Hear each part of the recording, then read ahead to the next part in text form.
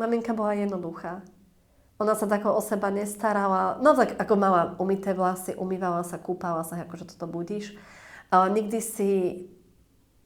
sa o seba nestarala, že by, ja neviem, išla si dať farbu na vlasy, že by si kúpila nejaké pekné oblečenie. Ja napríklad ešte v sebe mám, hej, že sa potrebujem poparádiť, hej, taká tá márnivosť ženská, aby som bola pekná, A maminka, no, ona sa ani tako nemalovala, len tak si dala rúž, očnú linku, jak to robím aj ja, tú očnú linku. Vždy to mala chudiatko tak pomimo namalované. Čo mala mamka rada? No nás. Ona podľa mňa mala nás rada a čo ešte mala rada? Tak ja ani neviem. Vieš, aký koláč jej chutil? Veterník. A neboli to kremeše? Kremeše chutili, vieš čo, neviem. Ja sa teraz tak zamýšľam nad tým, ako je mŕtva tie 4 roky, že aká vlastne ona bola.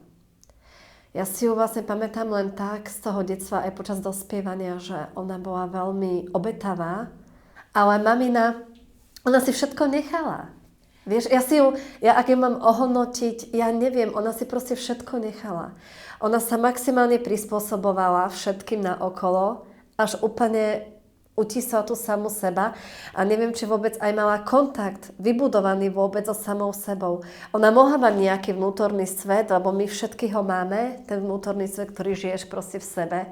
A ona ho možno nevedela dať akože najavo, navonok, presadiť sa, zastať sa seba.